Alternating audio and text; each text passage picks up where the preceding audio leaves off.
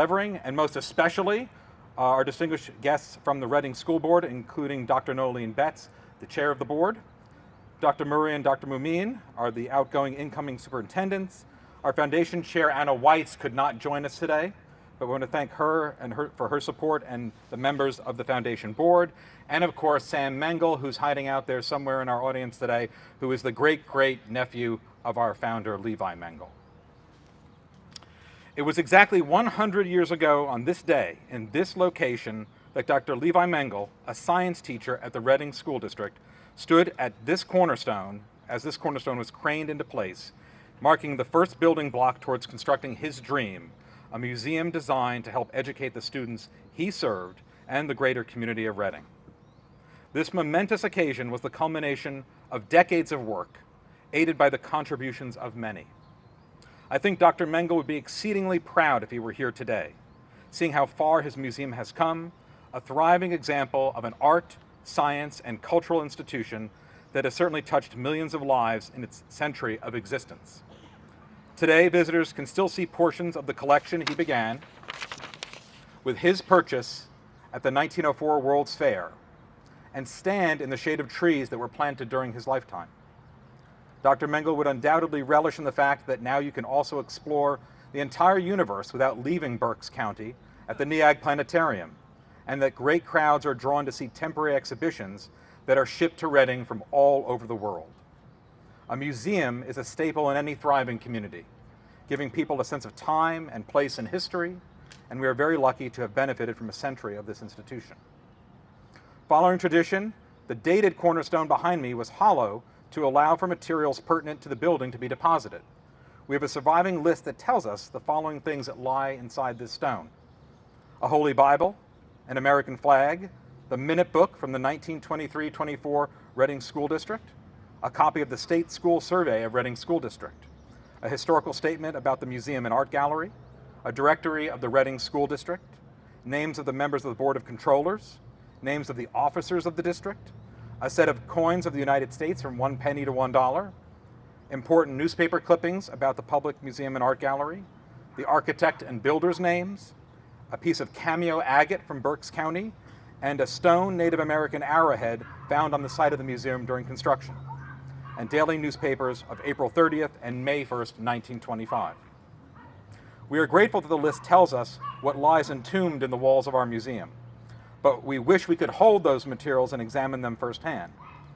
100 years from now, in 2125, when community members again gather at this cornerstone to celebrate 200 years of the museum, they will have the opportunity to view items from the past through the capsule we dedicate today. It captures how far we've come since 1925, and this capsule, seen over here in this gray box, has been created with preservation in mind, using only conservation-grade, acid-free products to ensure the longevity of the materials within. It will be stored in one of the museum vaults in a space that is secure and climate-controlled. To decide what would be included in our capsule, we assembled a committee of Reading School District board members, stakeholders, museum staff, longtime museum members and supporters, and other key individuals in our community.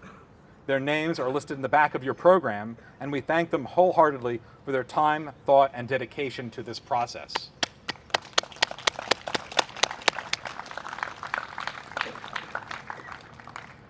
This group chose to include in our cornerstone the following materials as an example of our 100 years of growth and all that we offer to the community. I won't read the entire list, but highlights include museum maps and brochures, information about the Lenape, an iPhone, a photo album with modern pictures of the RPM campus, memorabilia from the Reading School District, memories from the community, a proof set of American coins for 1925, the Reading Eagle newspaper from May 1st, 2025, and thank you cards from local students. We will now hear from our distinguished colleague, Dr. Nolene Betts, President of the Reading School District Board. Dr. Betts.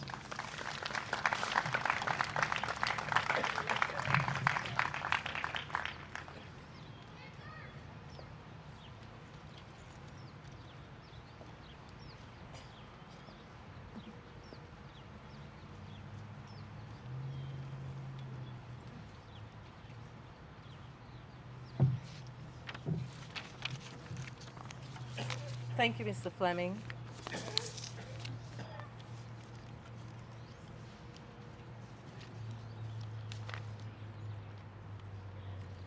My age is catching up with me. I can't read without my glasses now. I'm sure some of you can understand that. Good afternoon to our students and their families and all attendees here today. Today is a day of gratitude, and as we gather to celebrate this centennial celebration, I want to thank all of you for your commitment to the Reading Public Museum and to the Reading School District.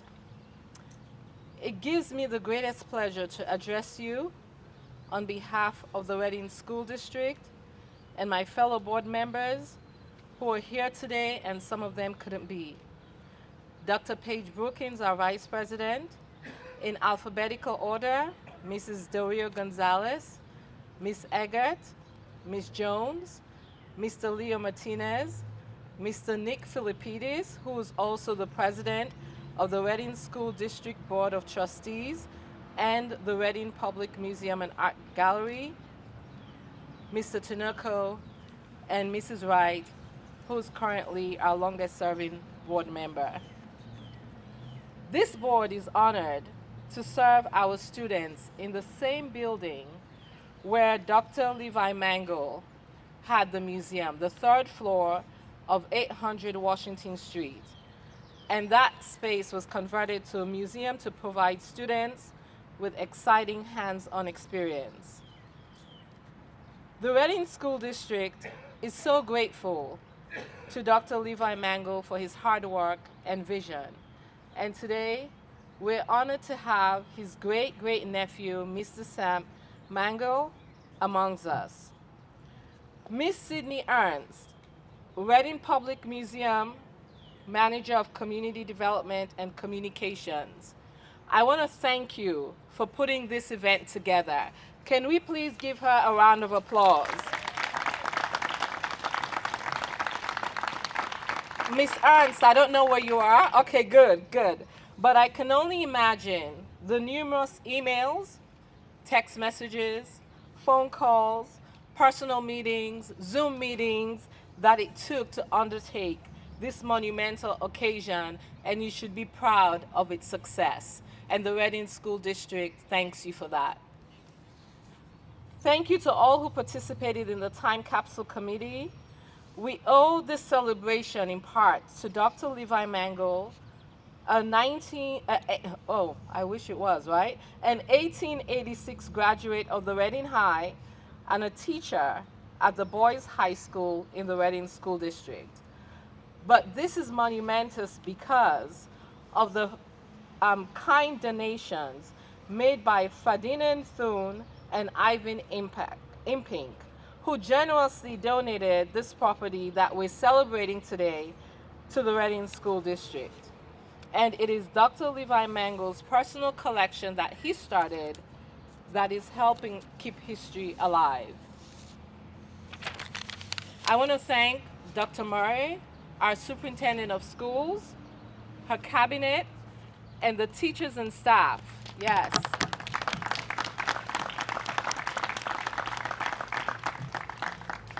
Past, present, who for over a century have been ensuring that the Reading School District students are visiting the Reading Public Museum, providing them with hands-on experience and sensory education that Dr. Mangle was passionate about. Please give a hand to the Reading School administration, under the leadership of Dr. Murray.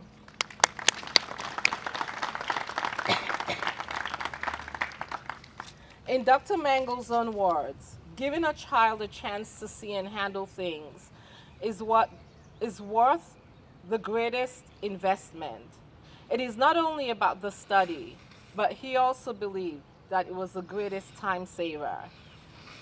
The most effective way of giving an absolute correct impression.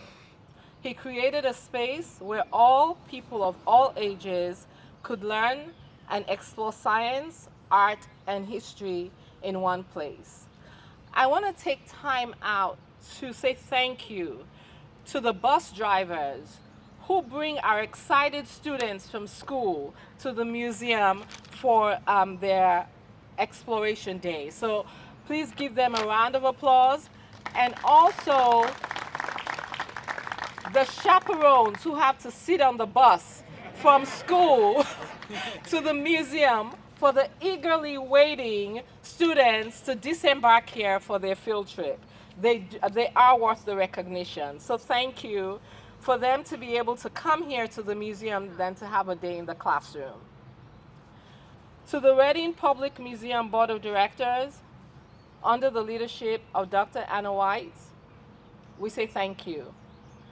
I cannot pass up on thanking my fellow board members, Mr. Mark Dedeline and Mr. Dave Myers, who were once colleagues on the Reading School District and also serve on the Reading Public Museum Board of Directors. Thank you.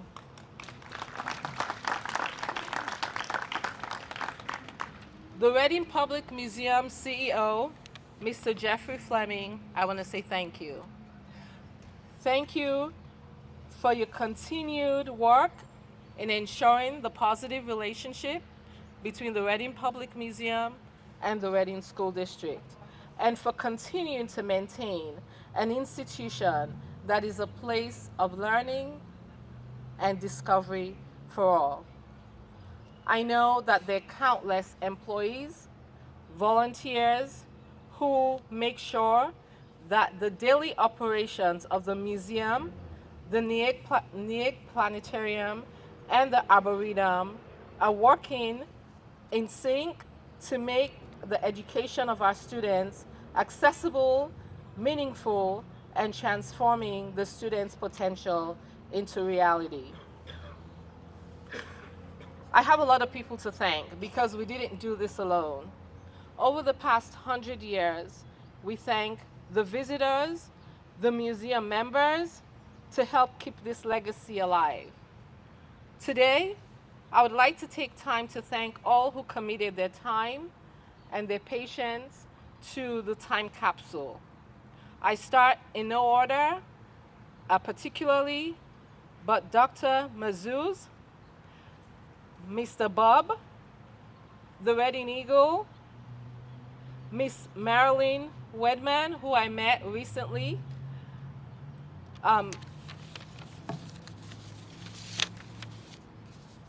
Mr. Bob, who donated handwritten notes from Mr. Sam Gundy. And I would now like to move on to thanking our elected officials, starting with Senator Judy Schwenk, who is always, ever present.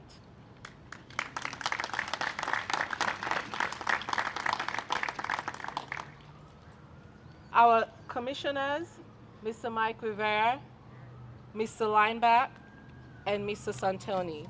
Thank you for your support.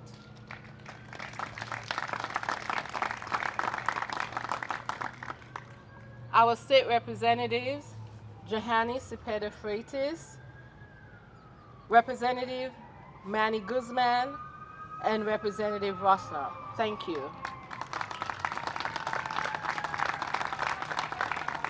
Governor Shapiro did send a citation or proclamation, but he couldn't be here today. And we thank the governor for his support. To our friends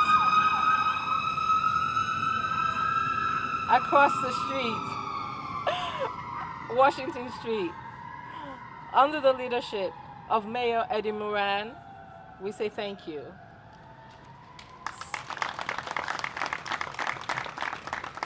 City Council President, Mrs. Donna Reed, members of City Council who are present here today, Mr. Jamie Baez, City Councilwoman Campos, Mr. Miller, thank you for being here. And if I miss anyone, I just can't see you, I'm sorry.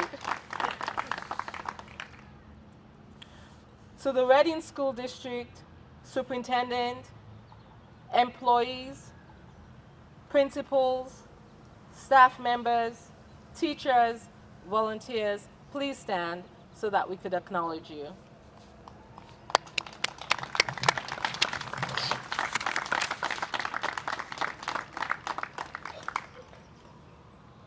West Reading Mayor Samantha Kegg, Wyomissing Mayor Mr. Fred Livering, and also I would like to acknowledge our NASA scientist, Mr. Brian Campbell. Thank you for coming to give a presentation. The planetarium director, Mr. Mark. I am sorry, I am not going to mess up your last name. Masakevich, okay. And Miss Rebecca Birch. Thank you so much. There are tons and tons of people to say thank you to in the Reading School District, but I wanted to make sure that I called out a few names, and behind those names, we have those who support us every single day, and they are the unsung heroes for today. I would like to take this opportunity, since all of us are here, and plead with our community partners and our elected officials for your continued support of the Reading School District. Today, we need you now more than ever. You see, the Reading High School, Castle on the Hill, will turn 100 years in 2027, and that building is home to at minimum 5,500 students. We're trying to construct another high school, which will be named the Innovation Academy. This actually aligns with the very vision of Levi Mangle, the one that he had for our students 100+ years ago, to spark the curiosity of our students and to provide cutting-edge education for them. That is what we are trying to do with the Innovation Academy. The Reading School District is on the verge of losing $50 million. The money needed to complete the construction of the Innovation Academy. As Red Knights, we don't stop. We put our shining armor on, and together with our devoted partners, we are committed to finishing the Innovation Academy because our students need it. 100 years from now, we would have, all of us here today, will have the responsibility to decide whether the Innovation Academy will be celebrating its 100th celebration at Nines and Windsor or not. I am urging each and every one of you to help us to make that a possibility. While they will be celebrating their 100th anniversary, the Reading Public Museum and the Reading High School will be having a biennial celebration. We are asking you to stay united with the Reading School District so that our Knights can have the best education that money can buy. Once a Red Knight, Always a Red Knight. Thank you, ladies and gentlemen.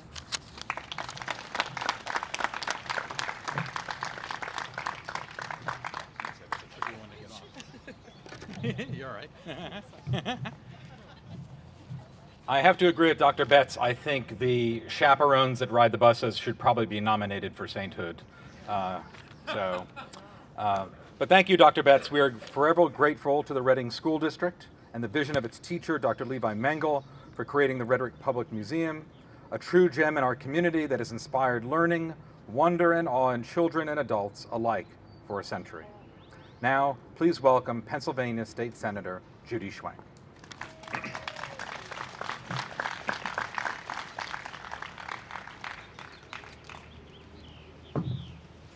Thank you, Jeffrey, and well said, Dr. Betts. I'm most thankful that you thanked everybody under the sun, so I don't have to do that, but I would ditto it, okay?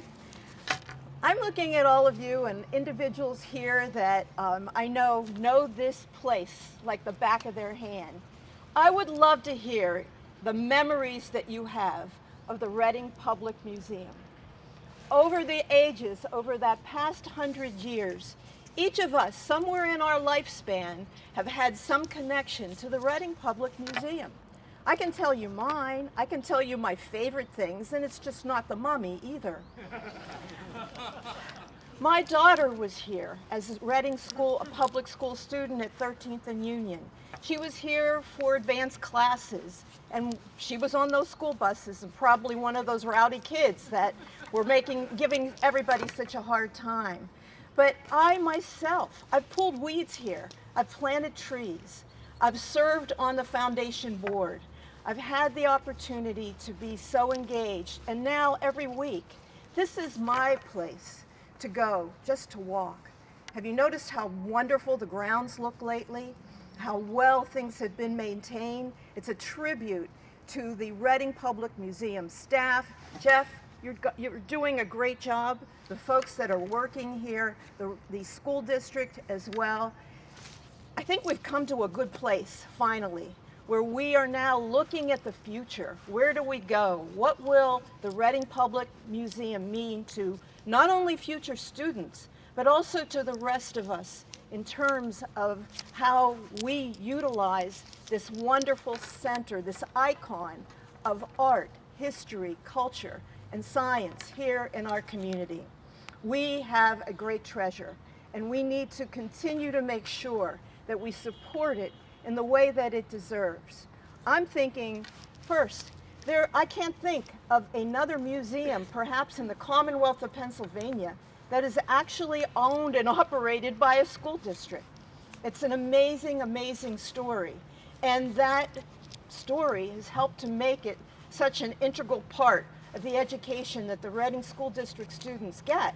But not only them, but other of the 18 other school districts here in Berks County as well. I am proud to be here today to represent my fellow senators who also represent Berks County. That would include Katie Muth, Chris Gebhardt, Tracy Pennycook, as well as myself, all of us who are so proud that this treasure is here within the borders of our county. And I can tell you that we too understand its value and its need to be perpetually maintained so that all of us, not only us right now, but our grandchildren and future generations are going to have the opportunity to visit the Reading Public Museum in many, many different ways, whether it's just to stroll, whether it's to view the gardens, whether it's to learn about art history, whether it's to actually take classes here, whether it's to visit the planetarium. There's more here than meets the eye.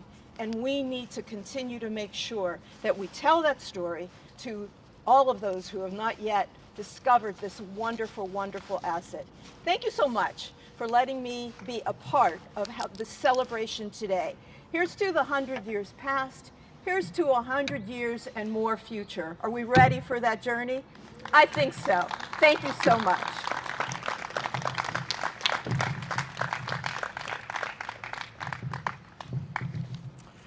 Thank you, Senator Schwenk. With the continued support of our community, we will be here for the next 100 years and beyond, playing a part in creating lifelong memories and laying the foundation for object-based education, just as we were founded to do over a century ago. Thank you to each and every one of you for your continued support, attending events, purchasing memberships, taking field trips, and making the museum a part of your lives. To celebrate this milestone, we'll be offering 6-month family memberships for $19.25 for the rest of the day until 5 p.m. Museum admission will also be waived for the rest of the day, so please don't miss your chance to see the exhibition that accompanies today's celebration, 100 Years, a Cornerstone of Our Community. It includes photographs of the original building site and the laying of the cornerstone. Dr. Ivan Bubb, who is with us today, who is the co-curator of that exhibition, will present a free lecture on the early history of the museum on Wednesday, May 7th at 7 p.m. at the museum's auditorium. Now, please join me across the lawn on the opposite side of the atrium to dedicate NASA's moon tree. Thank you.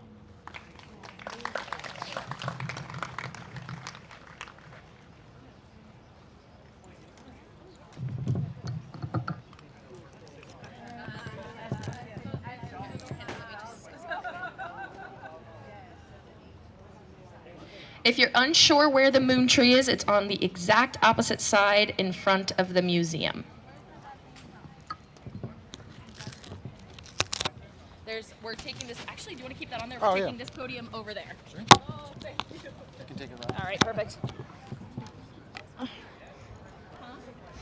You can, yeah. Thank you for letting me see where you were. Yes. I was like moving around.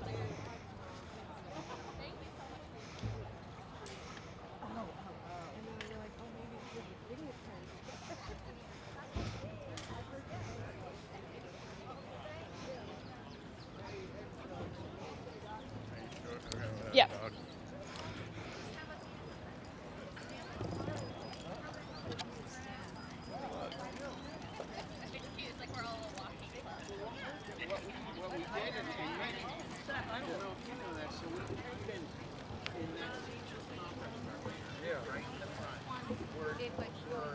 They're gonna be doing a bit of a presentation.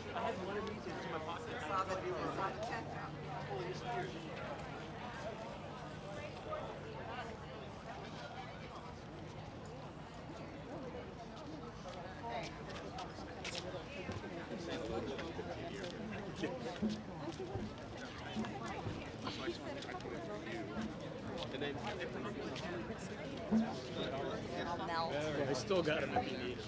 No, it's great to have them. Put roller skates on.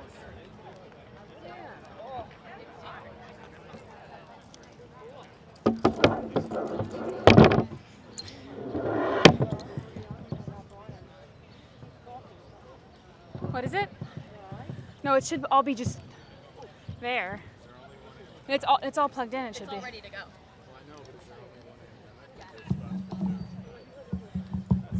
Test, test, test. Test. Can you hear from here? Not from back there. Can you hear me, Ryan? Can you hear me, Ryan? Yeah, this is good.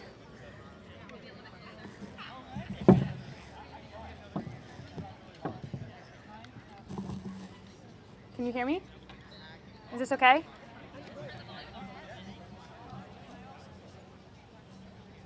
I could hear you. It's on this one. Up here.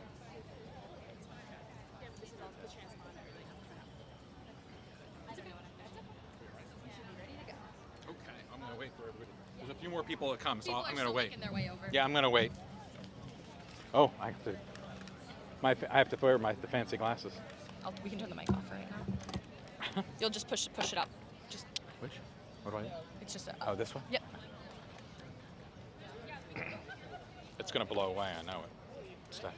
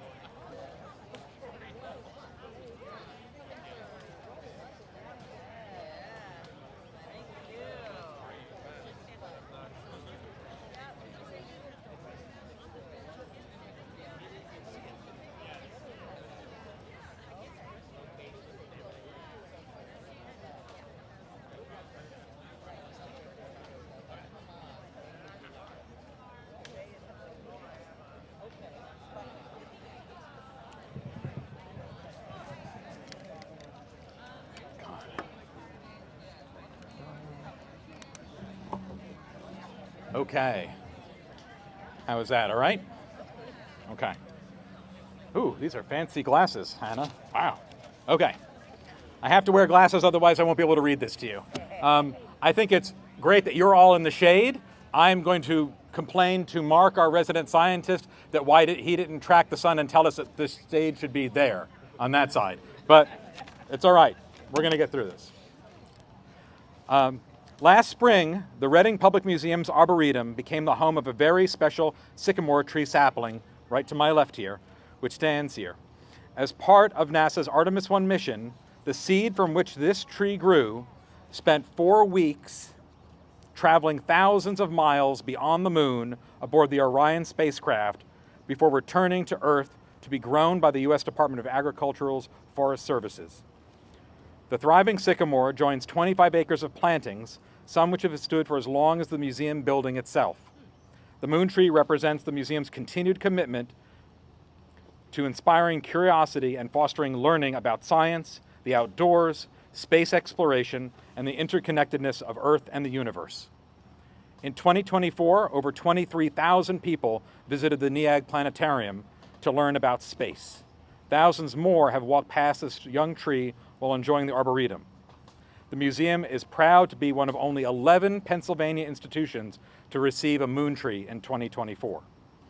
We hereby dedicate this moon tree to the Reading Public Museum, the people whose vision for this institution paved the way for the work we do today, and to the entire community for whose enrichment this tree has been planted. We owe special thanks and recognition to NASA, the U.S. Department of Agriculture, Forest Service, and the Reading School District, along with the Arboretum volunteers, many of whom are here today, who have donated countless hours to the beautification of our grounds. Now please welcome Mark Mazakevich, Director of the Reading Public Museum's NEAG Planetarium, and Rebecca Birch, Arboretum and Education Program Manager.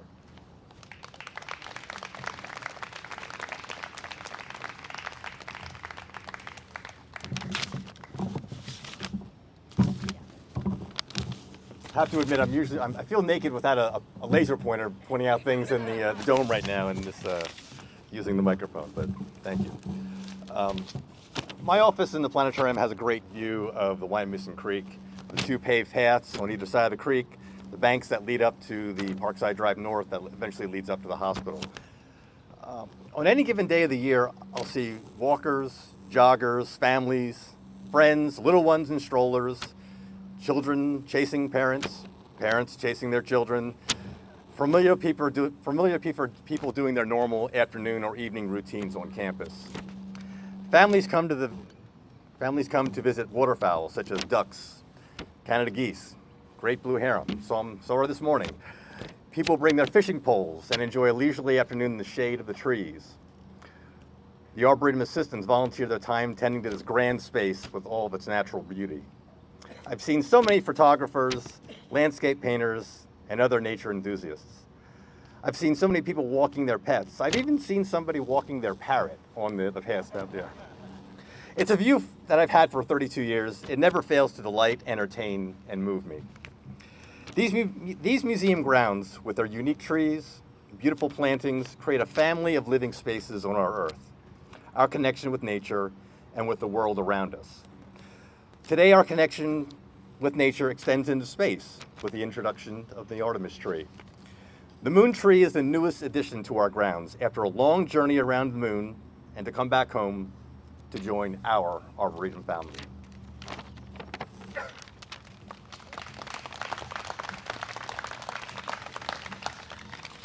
This is not going to be long. I'm also gonna go ahead and do this too, because we're having some issues, aren't we? So hi everybody, thank you so much for being here today. I'm really excited and honestly a little awestruck to be standing here as we welcome something pretty extraordinary into our Arboretum. This is an American sycamore and it has literally been to the moon.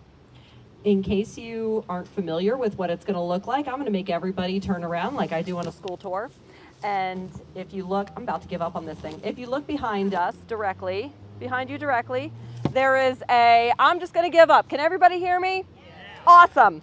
If you look directly behind you, you're going to see a lamp post across the creek, and behind that is a large white tree. That tree is about 100 years old, and that is what our little moon tree is going to become one day. It's going to be a nice big old American sycamore and look fantastic. So you heard that right. This tree has gone around the moon. This little tree started its journey as a seed aboard NASA's Artemis 1 mission, which launched in November of 2022. Traveled around the moon, 270,000 miles away, and made it safely back to Earth. Now it's here with us, taking root in the arboretum of the Reading Public Museum in Berks County. And that's a big deal. That's a really big deal. NASA selected just a small group of institutions across the country to receive one of these moons. I'm giving up. Coming out from behind the podium too. So NASA selected a very small group of institutions. There's only going to be 100 of these guys, and luckily we were one, and we were the first ones in Pennsylvania to receive our moon tree. Out of all the thousands of arboreta, schools, and other museums, our museum, your museum, was selected. And here it is for us to look over and be the caretakers of for the next 100 years or more, however our tree lives. It's a huge honor. It's not just for us as an institution, but as a community and as our entire state. It means NASA saw something special in what we do here, the way we connect people with nature, with science, and with each other. It means our little corner of the world is now part of a much bigger story, one that stretches all the way to the moon and back. As someone who works with trees every day, I can tell you each one has its own story. But this one's got a space saga. Planting this moon tree isn't just about growing a really cool tree, though it is definitely very cool.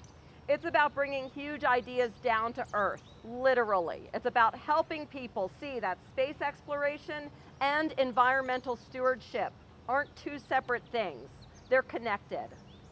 The American sycamore is already a special tree. It's strong, it's fast growing, it's beautiful. And now we get to watch this one grow with the added wonder of its lunar journey.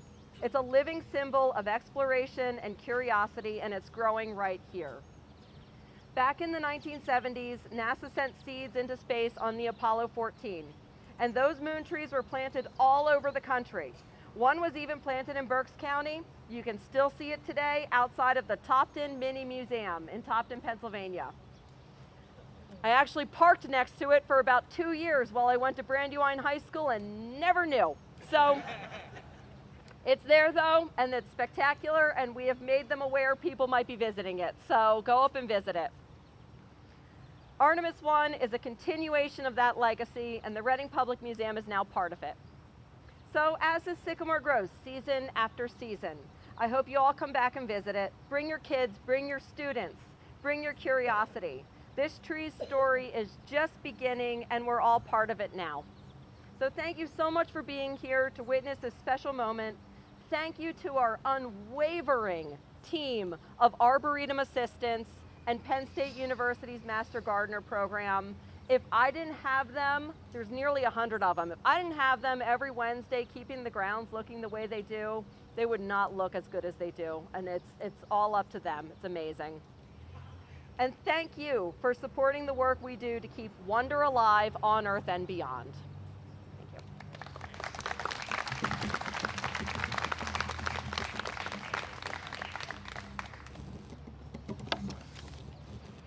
Technology. Thank you, Mark and Becca. Please join me in welcoming Brian A. Campbell, Senior NASA Earth Scientist and Subject Matter Expert.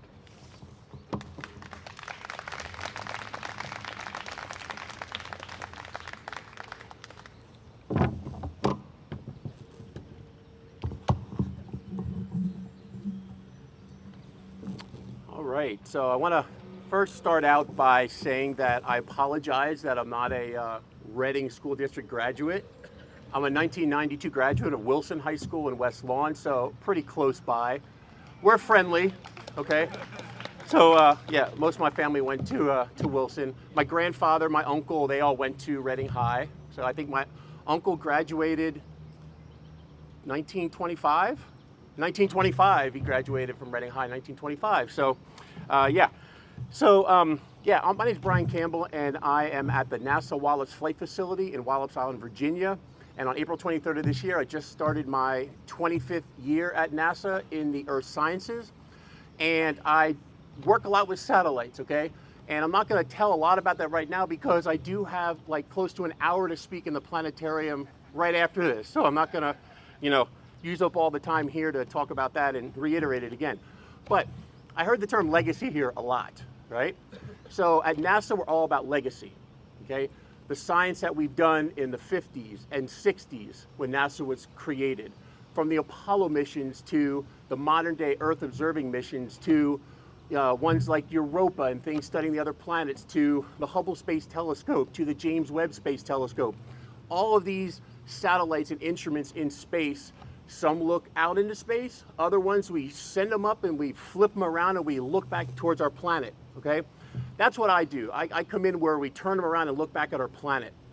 And with the moon trees, which is really cool about this, is that it is a legacy. And it was mentioned earlier that, the original moon trees were from 1971 when astronaut Stuart Roosa took 2,000 seeds in his kit aboard the Apollo 14 module, and it circumnavigated the moon, okay? They came back, the US Forest Service then germinated these seeds, grew the seeds, and the majority of these were distributed to places around the United States for the 1976 bicentennial celebration. So there are lots of them all over the United States. There's actually some in Europe, and there's actually some in South America as well. And there are also second generation Apollo 14 moon trees. We just planted one at the NASA Wallops Flight Facility 2 years ago. It is a second generation of the sweet gum that was planted at the Goddard Space Flight Center from the original Apollo 14 mission. So with that said, in that legacy, okay, I want to tell you one other thing first. The thing that's cool about Stuart Roosa, he was not just an astronaut, he was a US Forest Service smoke jumper prior to being an astronaut. Do you know what that is? Yeah. Basically, the bravery of these guys were to jump out of airplanes and jump down into the middle of a forest fire, okay? So bravery didn't escape him. But when he became an astronaut, he had that next level of bravery. But he was one of the ones responsible. Now his daughter, Rosemary Roosa, is head of the foundation that works with moon trees and tries to get moon trees all over the world, literally all over the planet. So with that said, fast forward to November of 2022, the Artemis 1 mission was launched around the moon. Another couple thousand seeds were put up into space and then brought back.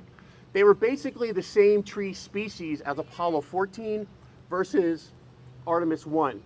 We have the sycamore, we have the Douglas fir, we have the sweet gum, we have the loblolly pine, and on the original Apollo we have the coast redwood, which has a very limited geographic distribution on the west coast of the United States. So for Artemis, we decided to put up the seeds of its cousin, the giant sequoia. So all those giant sequoia plants that were grown from the Artemis 1 moon tree seeds, those are all out on the west coast. Those are distributed on the west coast. They grow best out there. Okay, we don't see much about sequoias on the east coast, so we have them on the west coast, okay? These are these ones that grow several hundred feet. They're pretty amazing trees. So with that said, that's the legacy. We wanted to create that legacy of inspiration from all the way from Apollo 14 in 1971 all the way through today. And this just represents part of that legacy. Oh, and you do have a little cousin close by. You have a sweet gum tree up at from Artemis 1 at the Conrad Weiser Middle School. They're the closest one, and there's a couple other ones. There's one in York, PA, and there's one in Bronixville, okay? But the closest one is just up 422, okay? Just up there in at Conrad Weiser Middle School. So with that said, we're continuing this legacy. This is a perfect place to plant it. We have a museum, 100 years legacy. I spent a lot of time here as a kid with my family. My mom and my stepfather are sitting right here. And then I hung out here with my uncle, great uncle, grandparents, cousins, brother and siblings. So yeah, so spent a lot of time here. And we did things, we fed the ducks, which you're not supposed to, but back then they said, don't worry. We didn't really say, they never told us don't feed the ducks, so. But I used to just see, awfully, like tons of loaves of bread everywhere. And I just, now it's not a good thing. So, but back then, okay, I apologize for that, for the history of that. But, so, as I said, we're rooted in legacy. The museum here, NASA's rooted in legacy. The museum is rooted in legacy. And it's just fitting that the Reading Public Museum, the NEAC Planetarium, were fortunate enough to receive an Artemis I moon tree. And if you want to hear more about, a little bit more about the moon tree in depth, and I'm going to be talking, since I'm in the earth sciences, the presentation is going to be in the planetarium after this. Okay, it's going to be primarily about earth science at NASA, the Wallace Flight Facility, and lots of cool visuals, because at NASA we're highly visual. So we really like this to make things make sense in the real world. So enjoy, and thank you all for coming out, and I'll pass it back over to Jeff. Right, thank you.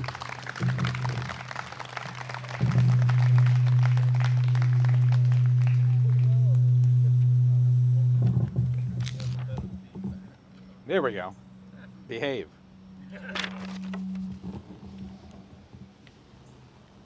Okay. It's time to cut the ribbon. Come on, Mark.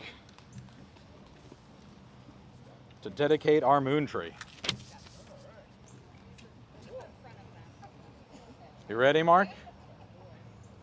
Here we go. Yay!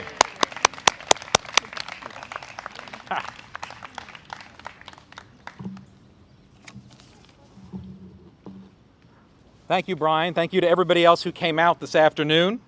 As Brian noted, he'll be giving his lecture right after the ceremony in the NEAC Planetarium.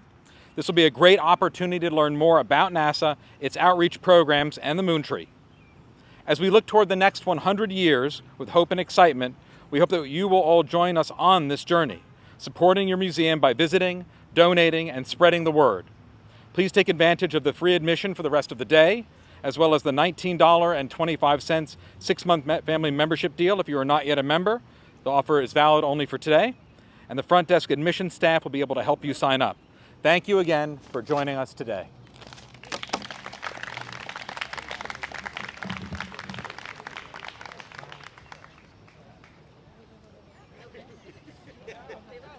They look